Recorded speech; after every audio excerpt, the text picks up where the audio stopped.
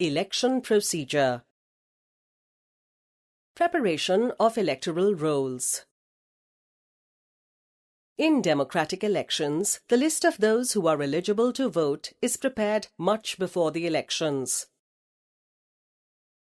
The list of eligible voters is known as electoral roll and is commonly known as voters' list. Voters' list is prepared by Election Commission. In the last few years, a new system of election photo identity card has been introduced. For voting, the voters can show many other proofs of identity like the driving license, ration card, passport, etc. Nomination of candidates. In order to be a candidate, the minimum age is 25 years. Every person who wishes to contest an election has to fill a nomination form and deposit some money as security deposit. Every candidate has to make a legal declaration giving full details of serious criminal cases pending against the candidate, details of the assets and liabilities of the candidate and his or her family, and education qualifications of the candidate. Scrutinizing of nomination papers. The nomination papers are scrutinized on the fixed date. The incomplete or incorrect papers are rejected by the Commission. Withdrawal of nominations. The candidates are given a date for withdrawal of their names. Publication of the final list. After the withdrawal, the final list is printed. Election symbols are allotted to the candidates.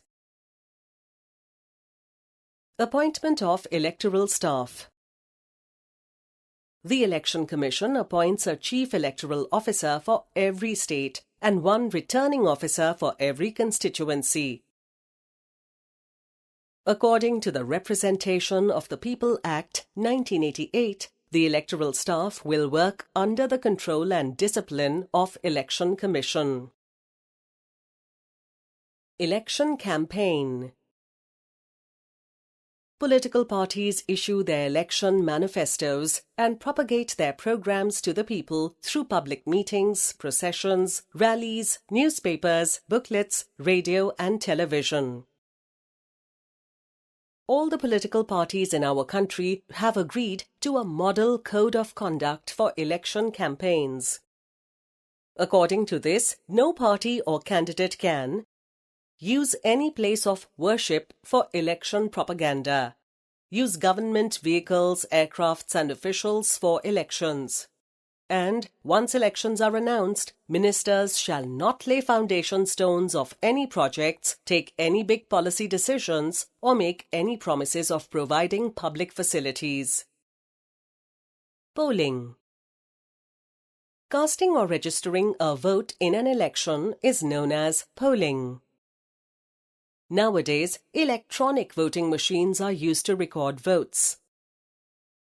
Once the voter enters inside the booth, the election official identifies her, puts a mark on his or her finger, and allows him or her to cast his or her vote. Counting of votes. After the election is over, the counting personnel are appointed by the election officer, who at the fixed place and at the fixed time start their counting work in the presence of the returning officer. Declaration of results. After the counting of votes is over, the election officer declares the candidates getting the maximum votes as elected. Election petitions.